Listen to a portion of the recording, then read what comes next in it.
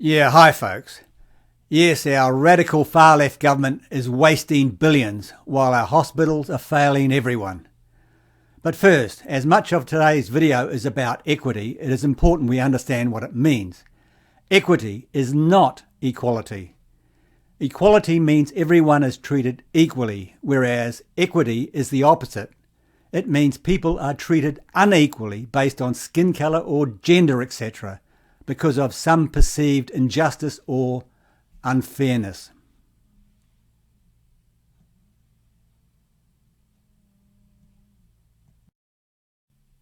We begin tonight with breaking news. A Middlemore hospital has just confirmed to One News that a patient who turned up to its emergency department then left has now died. Our busiest hospital had earlier launched an investigation into the care of the patient who was turned away from the busy hospital. She then returned and was taken into intensive care. Yvonne Tahana reports. The Health Minister celebrating an important milestone today, 1 million influenza shots nationwide. But elsewhere, the pressure's been mounting on our overloaded health system. Hospitals dealing with twin pressures, COVID and the early onset of winter illnesses.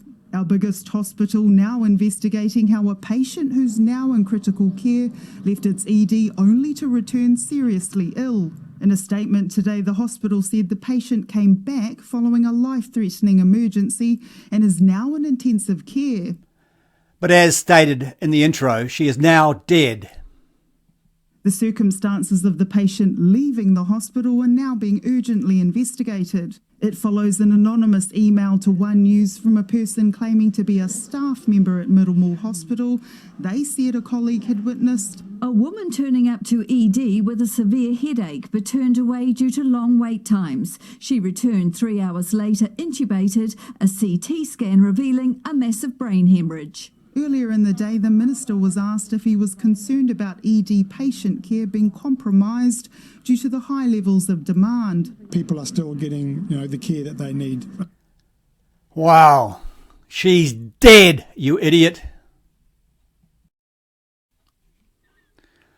And while our hospitals are failing and people are dying, this radical Labour government is wasting millions on the separatist Maori Health Authority. And here's just the start of it. So we're excited today to bring you our first small announcement. We've only been in existence for not long over 4 months. And we want to share with you our urgency to see the change that needs to happen. We receive our full mandate by the middle of the year, and by then we would have done much more. But today I'm pleased to announce that we'll be investing $22 million as our first commitment to addressing inequity.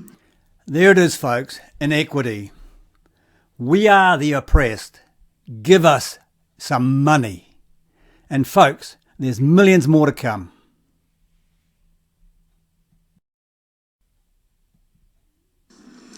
I support Minister Little's announcement that this is just the start. And while our hospitals are failing and people are dying, this radical government wasted $2.5 billion bribing councils over 3 waters. Last year, the government dropped a $2.5 billion cash pot for councils to spend in a bid to get more mayors on board. But Newshub can reveal Treasury warned against the handout, essentially calling it a bribe. Because that is exactly what it was. And while our hospitals are failing and people are dying, this radical government is wasting billions on climate change. Our government over the last 4.5 years has seen more action than in the previous 3 decades combined. We have passed the Zero Carbon Act, enshrining the 1.5 degree goal in primary legislation. We've reformed the emissions trading scheme to ensure that polluters pay the real price of the emissions that they put into the atmosphere, and we've put the proceeds from that reform to establish the $4.5 billion Climate Emergency Response Fund.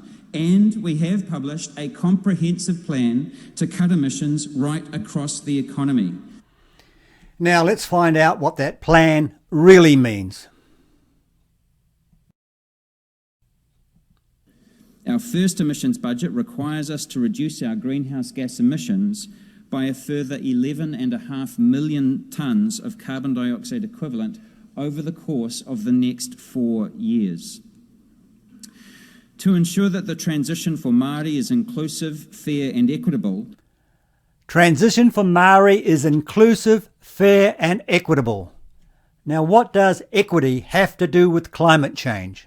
Nothing. But here we are. The plan outlines how we intend for Māori and the government to work together in partnership to develop a new platform for Māori climate action, to develop a new Māori climate strategy and action plan, and to provide funding and resources for community action, kaupapa Māori and tangata Māori actions and solutions. For example, the plan includes specialist support for whenua Māori entities, farmers and growers, and we are continuing to support marae to upgrade to install clean energy like solar through the Māori and Public Housing Renewable Energy Fund.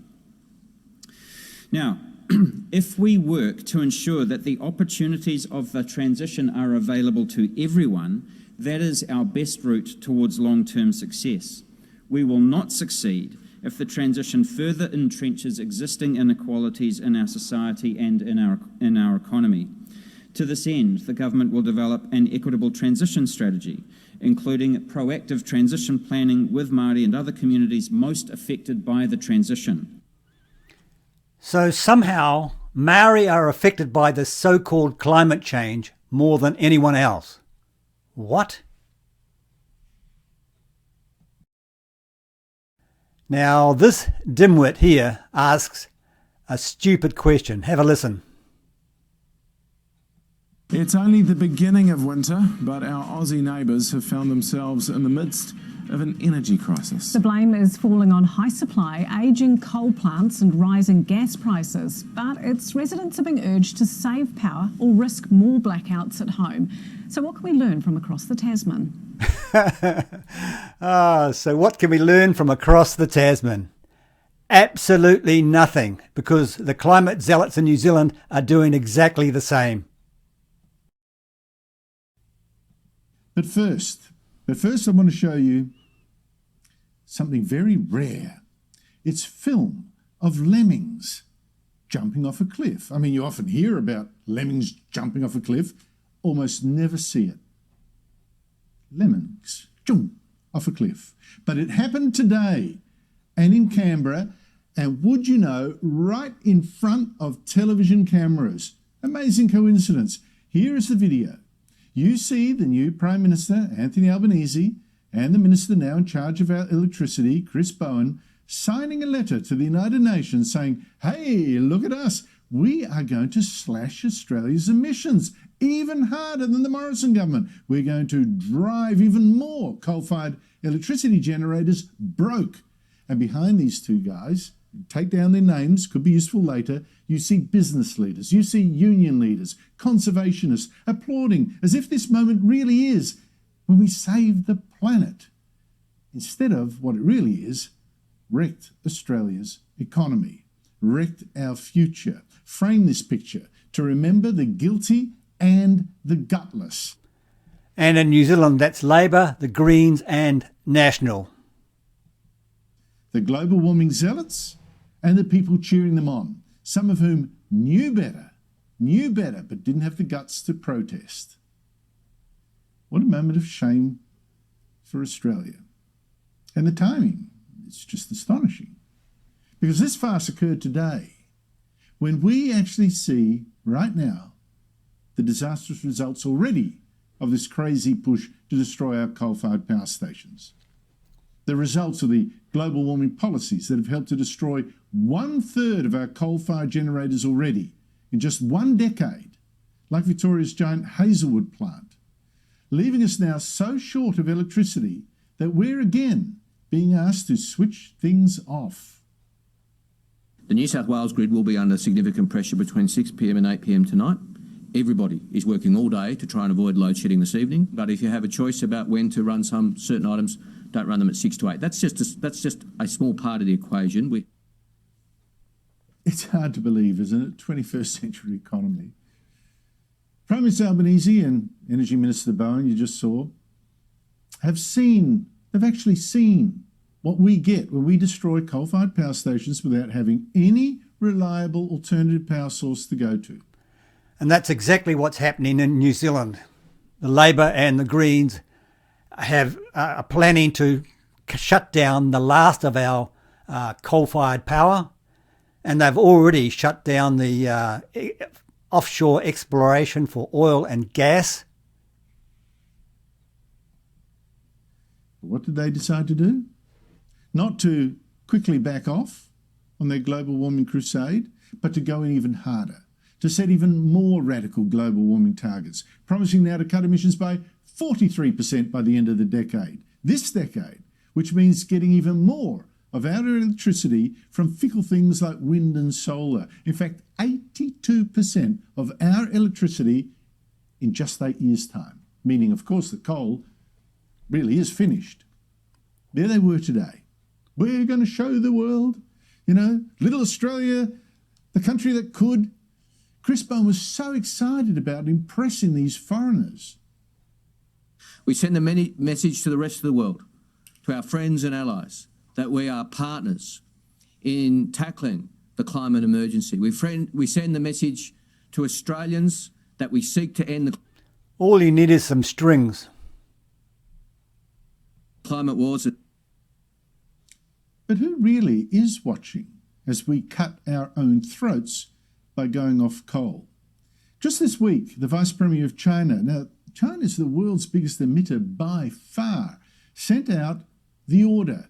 Major coal-producing regions of China should actively seek ways of increasing the coal output. The lights must stay on. They ran short last year. It just makes us look stupid, doesn't it? Been digging out coal frantically ever since. Unlike in Australia here, apparently the lights could go off any moment. And still the Albanese government is pushing ahead with plans to drive our remaining power stations out of business before we've got anything reliable to replace them. And don't try telling Chris Bowen, this Energy and Climate Change Minister, that, hello, has he noticed? Notice that the power shortages we've got are worst around 6 p.m, 7 p.m, 8 p.m, that period. And guess what and why? Well, there's actually no sun. That's when the sun goes down. And no solar power. And not much wind lately either. Only coal and gas then can save us. And without coal, about 60% of our electricity today, where are we going to get the power so people can heat their homes in winter or can cool them in summer? Well, apparently you can't bother Bowen with these trivial little details. He gets so angry, like you broke wind in his church or burned his Bible. The problem is there hasn't been enough investment in renewable energy. The problem is there hasn't been enough. You've asked your question, Chris, so I'm going to answer it. There hasn't been enough investment in storage. Yes, you can say the wind doesn't always blow and the sun doesn't always shine. Well, the rain doesn't always fall either, but we manage to store the water. We can store the renewable energy. Oh, the guy's a complete idiot. He's equating simple dams with complex battery technology.